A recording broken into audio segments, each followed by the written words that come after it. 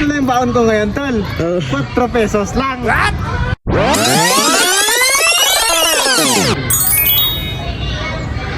Ganda ng pitaka mo.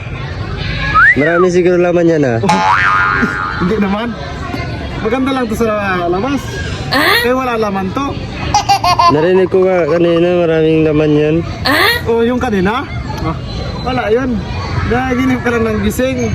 Marami lang, ano na, tunog coins lang yun siya. Ay, nakabukol. Iba kasi tunog, mga tunog na santamakmak na coins. Oh, wala yun. Tingnan mo nga, saan na makmak? Ito na yung baon ko ngayon, tol. 4 pesos lang.